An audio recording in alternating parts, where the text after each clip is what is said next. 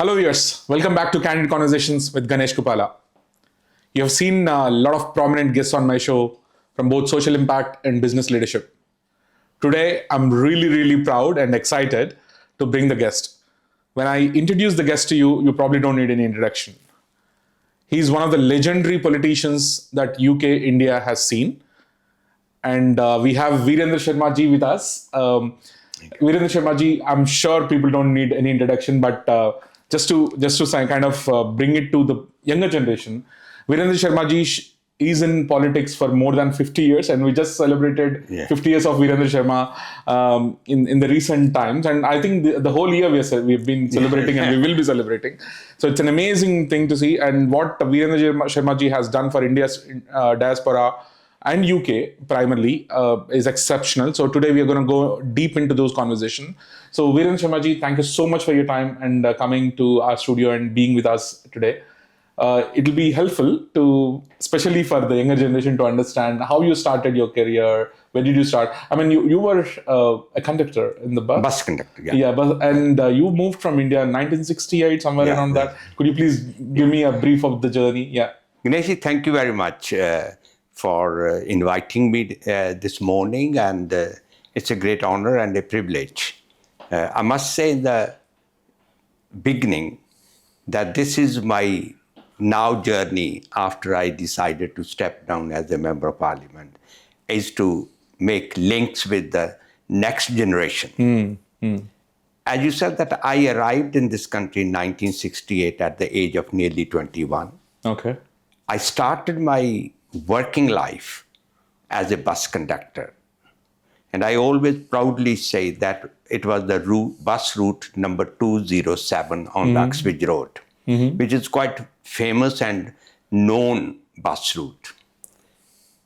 I came here as an economic migrant. Okay. As every migrant come. Yeah. Nowadays, a lot of people come as students. I came here as a migrant who wanted to make a lot of money or earn a lot of money and have a good life for myself, for my next generation, my parents or others, where I could help. That was the main idea of migrating from a village in Punjab, Mandali, to Southall or Ealing in 1968. I arrived, but at that time, if your young generation, particularly older generation, will know itself, that if you go back those years, then look at the social, political life of Britain, then you will make a notice that time racism was at the peak, discrimination was at the peak. There was no legal remedies to fight for your rights.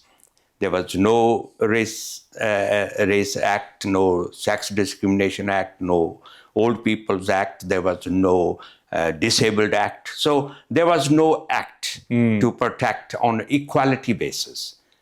When becoming a bus conductor, I faced and noticed the real life of Britain. Wow. Was it difficult as a working professional there?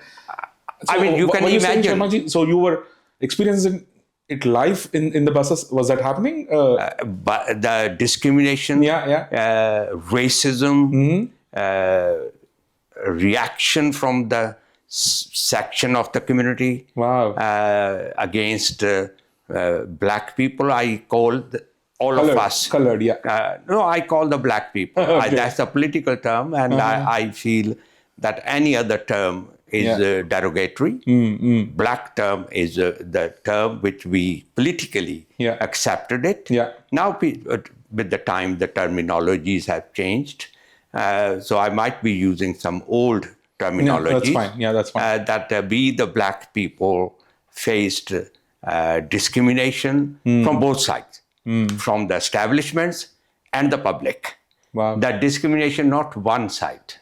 But my predecessors, people who came here before me or during my time, in a way, because we were the economic migrants, we could not fight back for poverty reasons, for more financial benefits to take out of it so that you can get the overtime extra to make more money. Yeah. So if I use the term at the crossroads, my wife, who I got married here, and my wife, who is still my wife, as a young girl that time, wanted to have a different life. I chosen with no compulsion, no pressures from anybody. It was my own choice that whether I go into business to make more money or join the forces who are fighting for the rights of the disadvantaged groups. Yeah. Which means community organizations, the trade unions, the political system in the country, to join them to fight against that discrimination and fight for the rights of the disadvantaged group. And I chosen that route. I decided to go join the Indian Workers Association, which I'm still proud to be the member of that and the president of that community organization. I decided to join the trade union movement. I decided to join the political system, raising the awareness, joining those forces to fight for the equality, equal wages, equal rights for all sections, not only the black people, all disadvantaged groups. Of course, being a black person or Asian person myself, focus was more on our Asian people. community. Yeah. But basic, where I would say our joining other forces, there was old generation who was fighting for the rights of the old people. There were women groups who were fighting for the rights of the women in the society. British society, whatever people say, until 1977, there was no equality laws in this country. So it was not that everybody was fair in the society, though the British were known for the fair services, but in reality it was not. So I decided that. That is where my joining the trade unions, Indian Workers Association, many other organizations, community relations councils and others, race-related bodies, being active. I decided that. That's where my journey started. That's amazing. Yeah. So from community politics, then as you mentioned, you joined workforce, community, and you joined all this underprivileged society to be supported and all that stuff. But for your movement from there into the mainstream politics, was it a difficult thing? Like at the moment now, we are privileged because we don't see all that you have seen, Sharmaji, to be honest, because I'm also a member of a few political, establishments now, and we don't get to see some things that you're mentioning because it sounds, was it really true and all? Was it really difficult for you to get into the mainstream politics? Or is it okay? Remember, I'm talking about the political and the social structure at that. Yeah. So people in the political parties and the establishments were part of that society. Yeah. They were not different from that society. They were the product of that society. So true. They were brought up through the education system. There was no, I still fight for that, that there are areas we should be showing in the education system, educating the next generation, what happened in India, Africa, other Commonwealth countries now. It was not known there. So that people coming out of schools, education system, they were taught a history which was discriminatory against us. Yeah. They were not told or informed the role the black people, Asians and the African people have played to build the British nation. True. Economy of the country, social life of the country, the contributions made by them. It was not in the history books. Yeah. It was not in the during the Second World War. Yeah. External. I mean, throughout. Yeah. If India and Africa was not there, Britain could not be where they are now. Yeah. So right? We have to accept it. The people use the different terminologies like Britain or the British rulers at that time, the way they have brought the resources, gold, diamonds, cotton, spices, you name it, brought from India and other Commonwealth, now the Commonwealth countries, African countries, the wealth brought here. And those countries became the market of those products. My product, Raw material was brought in. you brought it, then you sold it back to me. Yeah, I know. Yeah. So that's where I think that it was not in the history books. Now there are many historians have written a lot of books, history books, to say that how many trillions of pounds. Look at the slavery, the way the black people were brought, tortured, and used or abused. So that was the life of that time, and we fought against that. I always say that I decided. So I haven't done any favor to anybody in the community or to anybody. I done a favor to myself. You wanted to do it. You did I wanted to do it, and I got it. But whatever the rewards I had later on, that was never expected.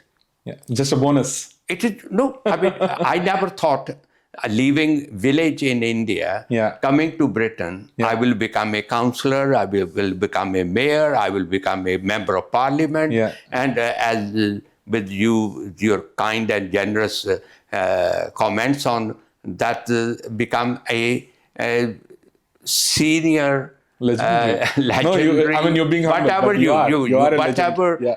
But I feel proud, honored that one, I have done something for the betterment of the society. The other side is that the communities has also appreciated. They supported me. They cooperated with me, they encouraged me, and like you said, that there was over 50 years service celebration by the Labour Party and the community. In the community. There was more than about 1,000 people present.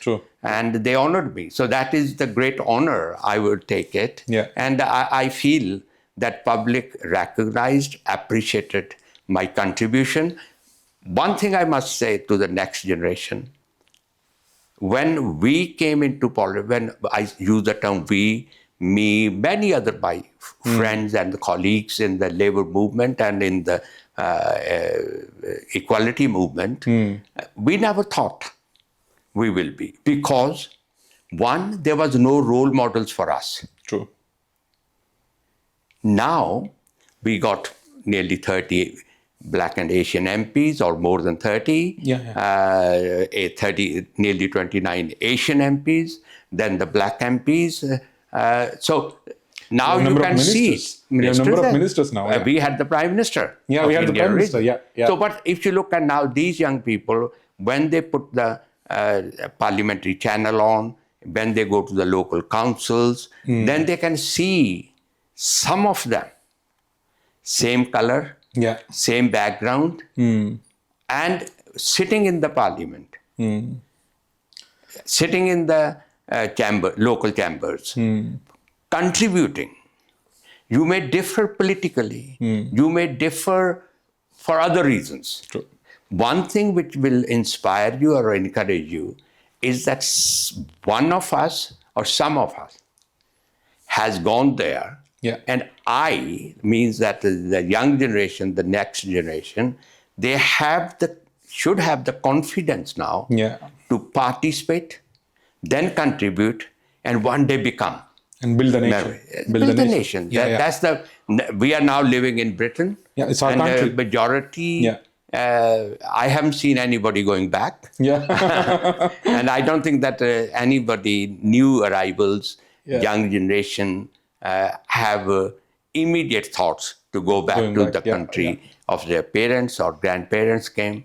But I feel it, that this is the country now. We should be contributing to build the economy, social life, and the political life of Britain. The one thing that everyone says, you're a household name of Indian diaspora. And I was in High Commission recently. We were working on this, Independence Day celebration that's going to come out now, not center in August. So I met a couple of people. Everyone talks about if there's anybody who's commonly known, that's Virendra Sharma. Everyone knows Virendra Sharma ji, right?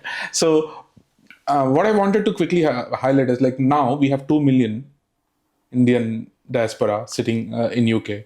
I think second highest in the world probably, after US maybe.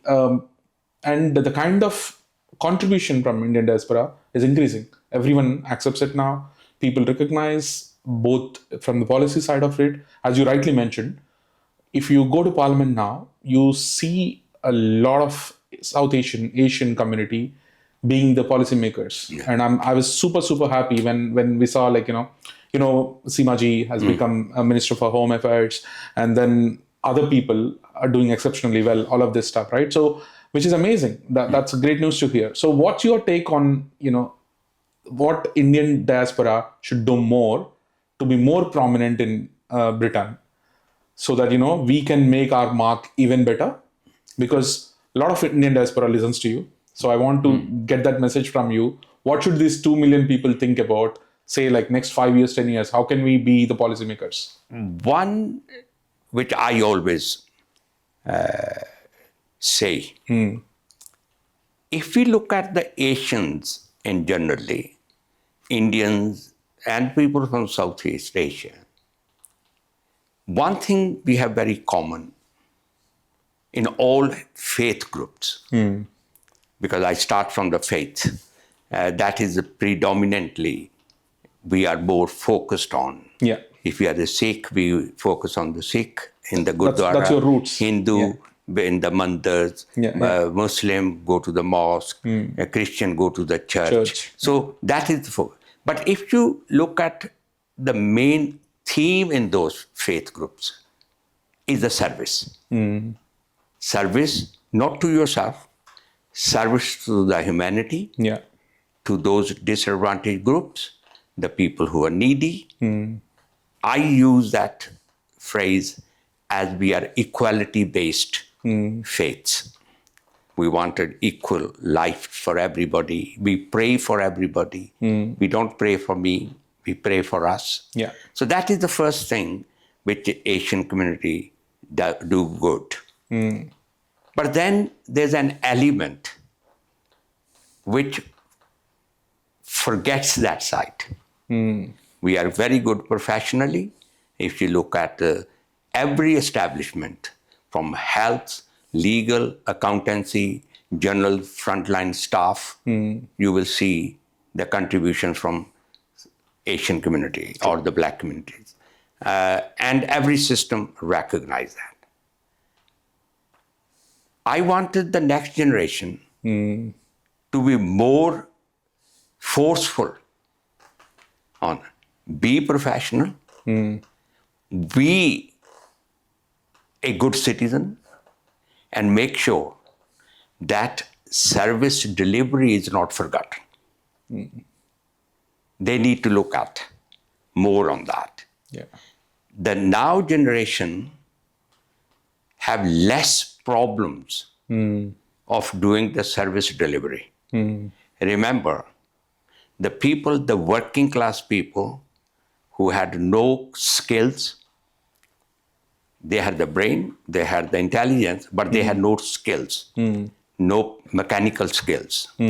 But they had the brain to work. The economic migrants, your grandfather came penniless from India, Pakistan, Bangladesh, Afghanistan, Nepal, you name it. They came here and they still contributed with generosity. That's why we have the temples.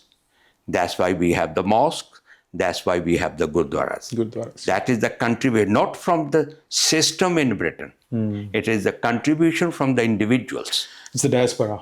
Diaspora, they contributed. And Yeah. remember, never had problems on a religious based in Britain. True. If there was a Gurdwara, all communities contributed. If the Hindu community wanted to have a temple, all communities contributed. If the mosque needed in the community, all the communities yes, this is what needed by the local community. So that's where I feel that's the one community theme that should come out. That's where the next generation should not have a problem. True. Their grandparents and the parents has put the foundation for them. They don't have the same difficulties I gone through or my predecessors gone through, even some in the current position as well. So I feel that the communities need to come together, focus, look at the 21st century, 21st century, the needs of the communities and the needs of the future. Work on when you are thinking of, not think of me, think of us. How best we can have a better society where everybody can live in peace and everybody is prosperous. Nobody is ignored. Nobody is left behind in education, good health services, and good housing, good employment. So that's what we need to look at. That's what I think we, the Asians and the Black communities, have a major role to play in that part. So true. So Sharmaji, one more quick thing. So you have been in connect with Indian leadership a lot as well. So you have met a lot of leaders coming. I mean, they traveled here, you went there and all that stuff. I think you met KTR a couple of visits. So do you want to mention about like how India is shining now? Like what's your view of it? Like for example, you met KTR. What's your view? I mean, when you saw the leadership, did you have, Look, I have met all the leaders. All the leaders, Two things. That's my political beliefs. I very rarely spoke any negativity on Indian internal matters. Okay. That's my belief is. Now we are the British, say, parliamentarians, British politicians. Now we are living in the diaspora. We focus the internal matters of Britain. True. Internationally, trade, good human rights, good relationship, we talk. The rest is the internal matters. True. Of India. I'm talking about the external matters only. What I'm saying is that's where. That's the premise. I look at all the leaders have one thing in common. Okay. That's the development you mentioned, particularly K.T. Rao, but practical, you mentioned Indian issues. From the 1947, if you look at the political, social, and economic life of India at 1947, and the development taken place is huge. I always say when I spoke in the British Parliament and outside to the British people, that master and servant relationship has gone away. Now we are on the equal footings, True. equal partnership to work together. India is not a market anymore. India is the equal partner of the economic prosperity in the two nations. So that's where K.T. Rao is committed. I met him. I spoken to. I have visited many times. I have met all the leaders. They have a genuine, but then commitment for the country. For the country, for the state, region, the region. But remember one thing: it's a democratic country. The credit we must give to India, that they are the democratically elected governments of India. Whenever there's elections took place, after Britain, India is the only country where democratic decisions are accepted and respected very well. And respected So true. by the opposition. So true. Otherwise, you can name it, and we have all witnessed it, and see that sometimes democratic decisions are not taken with some respect. So I feel it that the leadership of all times have done to the best of their ability with the main agenda. But remember, like the technology, these mobile phones, other technology aspects, computers, everything is only in the last 25, 30 years. True. I'm not the product of new technology, right? Are But you tech now, savvy? Did you go along with it? yeah, no, You that is enjoy the it? growth. You enjoy No, it? I enjoy it. Yeah. I remember, and I must share it. When there was COVID, we were all working from home. Meetings were on Zoom. And every time I had to call my granddaughter. Whenever there was some technical issues coming, I used to call. And with my colleagues on the other side used to say, where's your assistant? Bring her. And they wanted to see her and talk to her. So what I'm saying is that these are not as commonly used by us because we are not product of that.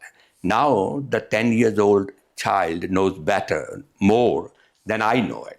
So what I'm saying is the development has taken as the other knowledge and know-how has increased. So it is obvious. It is changing rapidly as well. And the growth, technology growth specifically, is, I mean, even being this generation, I mean, I'm not a Gen Z, but I'm 39-year-old, but I have witnessed the last 20 years of technology changes. And the kind of technology change that happened in the last 5 years is, I mean, amazing. You can't believe. This then is what you happened. see the country's development goes along with that. How fast the other things are growing. Correct. Growing. If we say why India did not develop the way it is today, because that know-how was not available. Now you can build a bridge within a week where it used to take months. True. So that's a difference. But remember that every politician, every person is focusing on the development. Everybody focusing on better education, better skills, everybody. And that's why India is progressing. Shining and progressing. And people are looking towards India because one, they got a major population. We got nearly 40% of youth.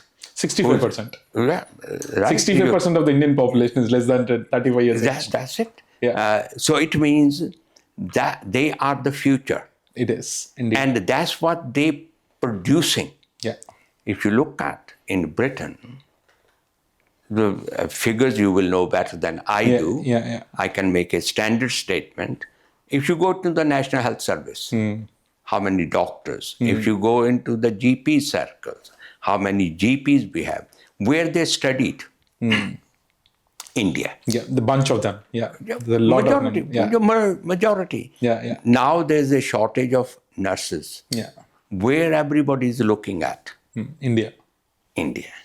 Why? Because India is producing. True. And the next generation is also realizing it. Which are the skills needed for the 21st century?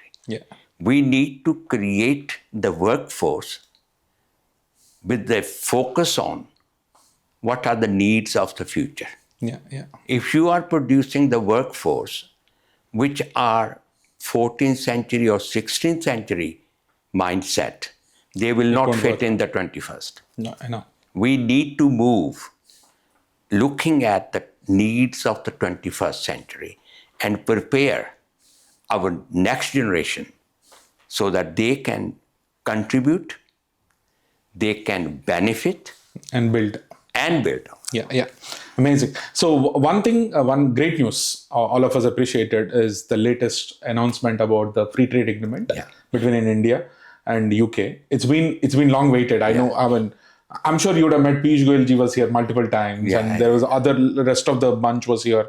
Finance secretary was here, and there were like tons of conversations that went through, but eventually we landed. So I personally, being a tax guy, finance guy, I was extremely happy when I saw that FTA is now signed, and proud that the current government could do that. I mean, what's your reflections because you have seen that kind of journey in the last 14, 15 years. So what do you think FTA will bring in terms of because we discussed about a lot of aspects, in terms of students, relationships, free movement between India and UK, and, I mean, ease of visas and all that stuff, and also more students coming to UK or vice versa, or trade itself, liquor is being transported now with lesser, and tariffs being taken off predominantly. So what's your take on this, Sharmaji, in terms of FTA as a whole, the journey, if you can explain? If you look at, in my first being an Indian, I was always interested in India and British relationship, not only cultural, trade as well. Trade, primarily. Students, exchanges, all that was throughout my career. But in the parliament, remember, I was the longest serving chair of the all-party parliamentary group on India. Oh, yeah. Okay? So part of the campaigning was there. A different role, but that was there. How best we can build up the relationships and strengthening the relationship between India and Britain. Yeah. Yes, FTA was one aspect of it. It took a long time. It is. It's nearly over 3 years. Yeah. Many of my colleagues and parliamentary colleagues in the positions have fought for it. Both sides were, I use the term stubborn. Everybody wanted benefit for their country, and that is obvious. Even when the Prime Minister Rishi Sunak was there, he has to defend and protect British interest, not India interest, but working together. Now they signed it. It's not final. Right? Is there anything else? Implementation. Yeah. There's still a debate going on, and that will carry on. But Keir Starmer is saying it's done. Keir Starmer is one. Yeah. There's a government. Yeah. Okay.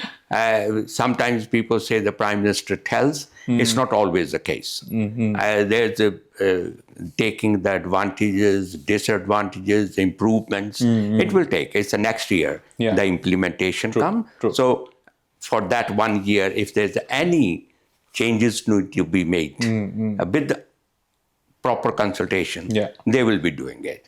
But the main area has overcome. The people on the national insurance contribution, the health services. But I'm glad that the students will be taken care of. I still argue.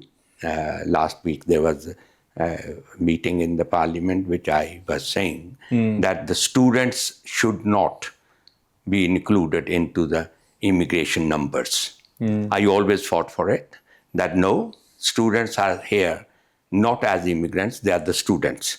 Is that a Labour view, more Sharmaji, or it's your personal view? No, it's a majority view. Majority view, but then there's some people use these numbers for their benefit to question the migration policies.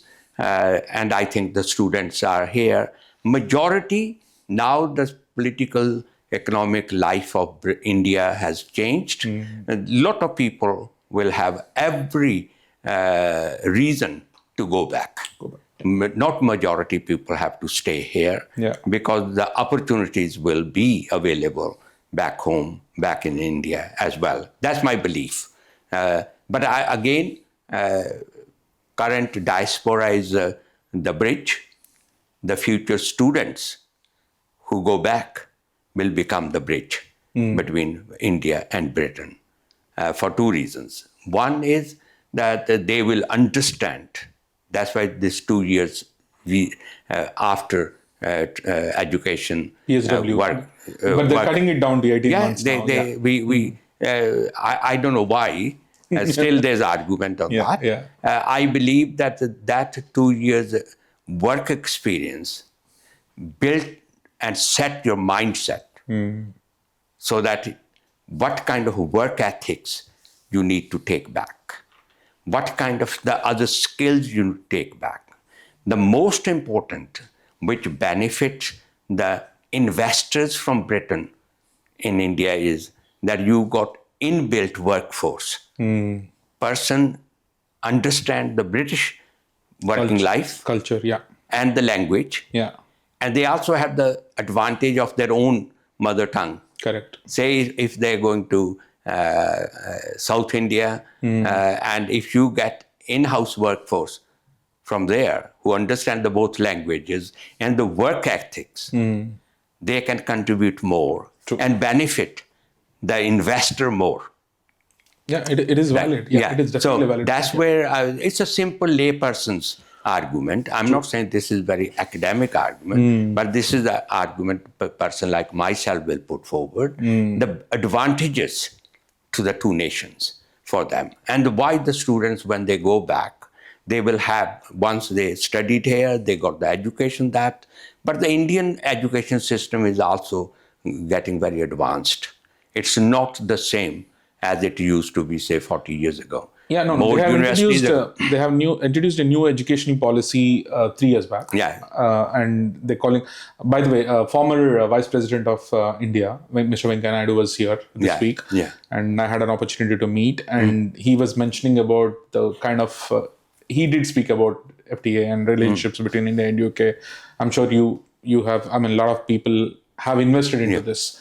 Because the reason I wanted to go in deep into this conversation, Sharmaji, because Diaspora, what the numbers are saying is, like, the people with multi-millions are moving back. You would have seen the statistics recently. So the people who were making, even from US or from UK, a lot of Indians, or Indian origin for that matter, were moving back to India. And there is different reasons for whatever it is. I think FTA is a good way to kind of bring better for both the nations. 2 is India is 4th largest economy now, where they recently are, I mean, it's not officially announced yet, but the numbers have surpassed Japan. So it's US, China, Germany, and India now. We are the, I mean, India is the 4th largest. And when you see this, like, all these statistics that I'm mentioning about, what's your reflection? Because as you mentioned at the beginning, I've been living here for more than 50 years or more than that. So Britain is my country at the moment, like, for example, for you. So how do you look at it? I mean, Britain is not even 5th largest now. It's 6th largest now, like, the number. So how do you look at it as a parliamentarian and in the citizen of Britain right now? I think that does not change your life. It's an investment you're talking about, the trade you're talking about. Don't you think these numbers change? The GDP is large numbers? It's a cycle. Yeah, okay. Where 10 years, 15 years ago, where was India? Yeah, I know. Long journey. Right? Yeah. Where was Britain? Yeah. So it's a cycle. Yeah, okay. It's a contribution you make. But I feel it, again, not every Indian have the potential to invest. Say out of 100,000, 1% invest, but the rest still have to live here. They have to contribute here. They must contribute to build the economy of this country. Yeah. Right? I always say that first priority is what's the best for Britain. You grow British economy. Yeah. It is nice that my first cousins, my second cousins are also getting better life there. But I cannot sacrifice my grandchildren's life on them. So that's where the working in partnership is important. That's why FTA is going to work. True. So that two economic powers work together. Because there's many similarities. Solid democratic process. Investors in both countries have the confidence that if we invest, there is not going to change in any shape and form. Yeah. Right? Whereas the fear of in some countries that if we invest there, our investment is safe. So investors feel safe in the both countries. That's why many Indians investing in Britain now. Yeah, so true. The largest investors in Britain are from India. Yeah. Right? So that's where I feel it, that it will not The richest change. family in Britain is Indian. So that's where I feel it, that FTA is a step forward. Correct, it is. To make sure to improve the economic conditions of those two countries, Both the countries, which will further help to generate jobs, skills, rest of the world as well. It's not, you're not going to keep it to Britain and to India. Once the foundations are laid, you have worked together, then you will expand. True. You will have the partnership with people in other countries, in Africa, in other part of the world, so that everybody can get the benefit. You cannot just invest in yourself and forget your neighbors.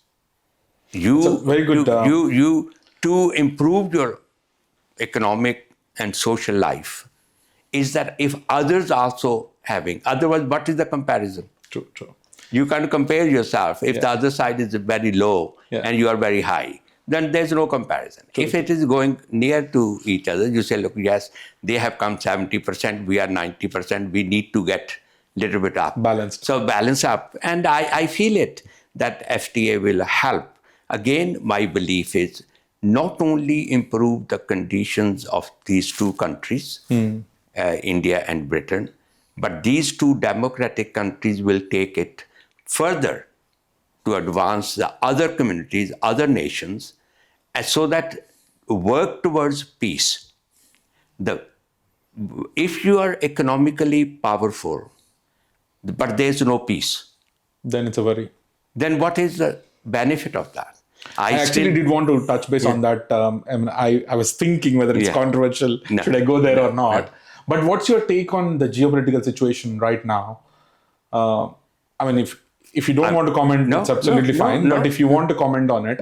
No, I'm very disappointed. Between India and Pakistan? I'm very disappointed.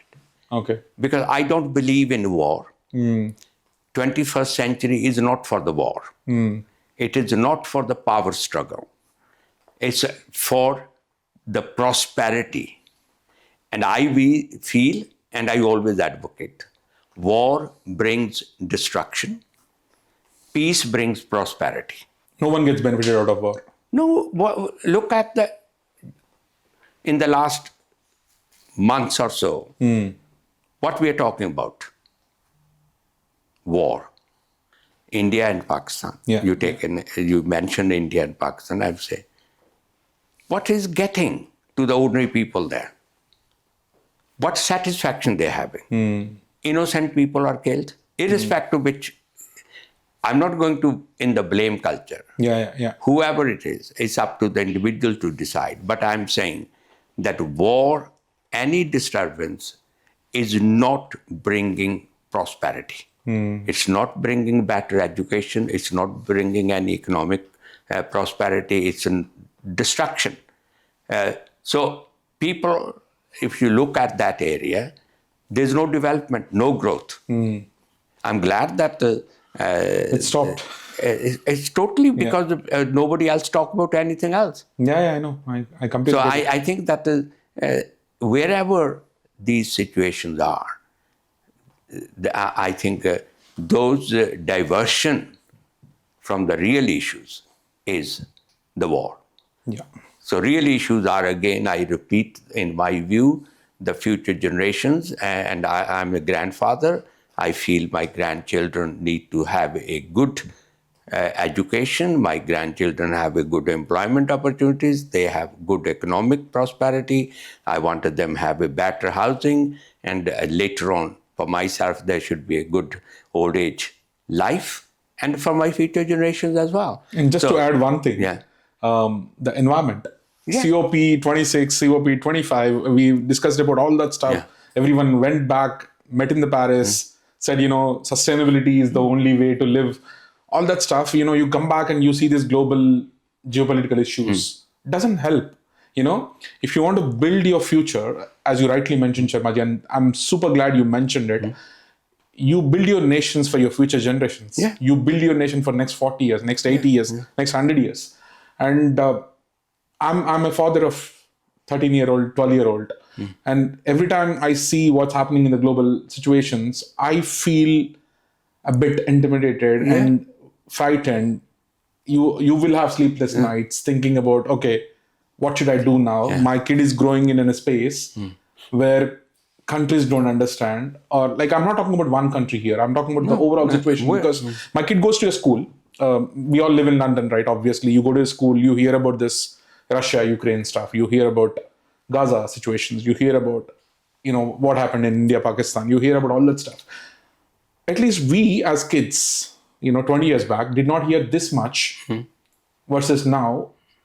Are we progressing? Are we really progressing? What is happening is the biggest worry for me. So what's your take on that? I think that is the most important. Yeah. What we teach. Teach in the schools. Yeah. Teach in the families. Right. Okay. The basic education comes from the family. And the schools. Then schools. Yeah. Yeah. If those are not working together, it is controversial because that can be, people can read between the lines differently, interpret it the way they want. But we need to look at, if you are a serious citizen of the world, not in your locality. Yeah, not your you country. You are part of the world now. You are a global citizen. You are not citizen of one country or a resident of a small village. Okay? If you look at the 100 years of migration from the small villages, 1 or 2 persons might have gone abroad. That was not a normal and commonly used phenomena for economic purposes. And I think that we need to educate and we need to stand against the war. We need to develop an argument. What are the needs of the 21st century? Yeah. What do we want for my children and future generations to get? And I think that this is the role we all collectively have to put forward rather than individuals.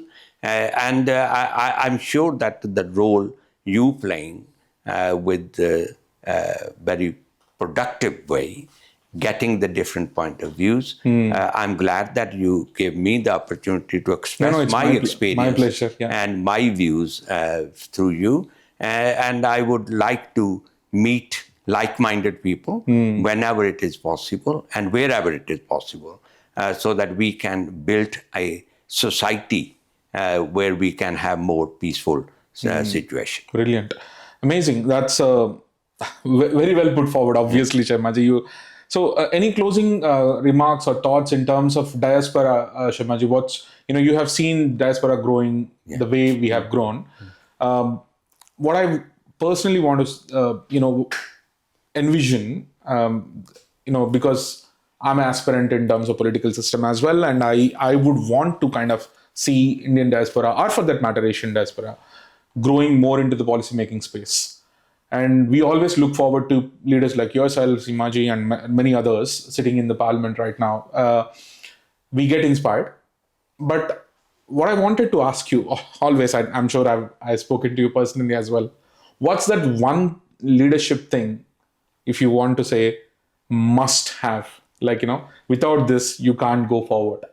If you want to highlight one leadership trait or one leadership skill that everyone who's aspiring to be a leader politically, or your own establishments or community leadership or whatever it is, what's your take on leadership as a top parameter? I answered this question too. Okay.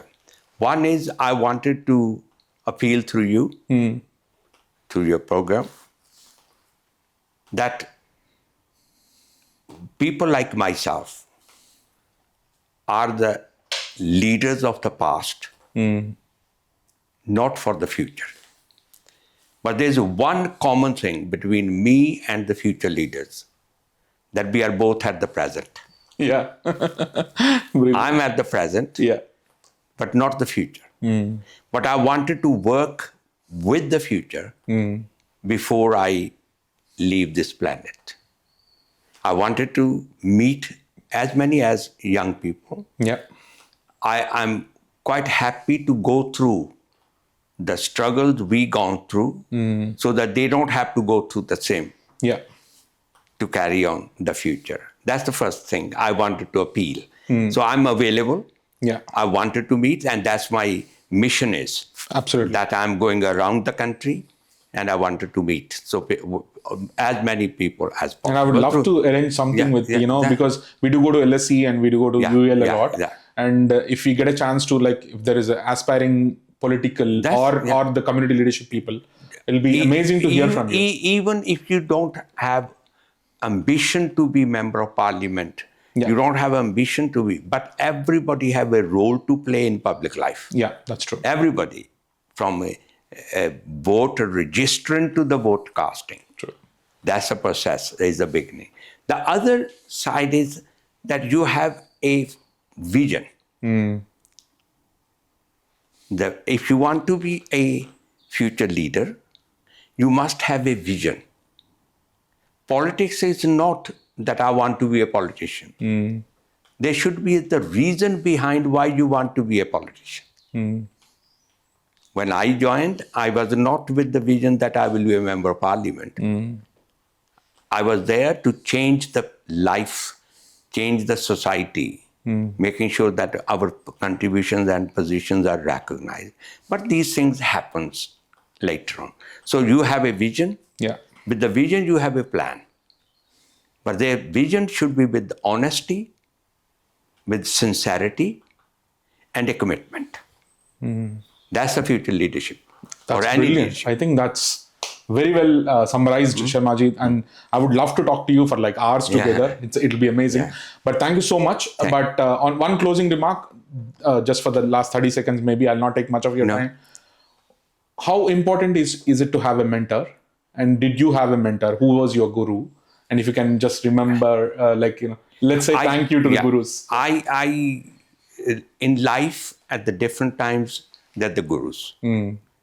The mentor are not only one mentor. It's with the changing life, where you are, then you're next. Yeah.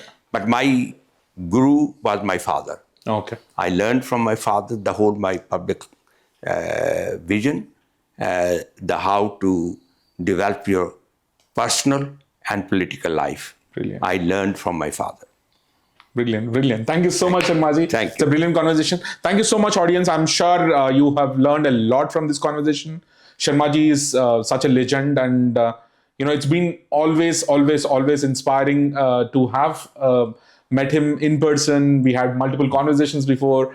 We met him in multiple community organization events. Every time I meet Sharmaji, I get inspired, and today was no different. It was extremely inspiring conversation.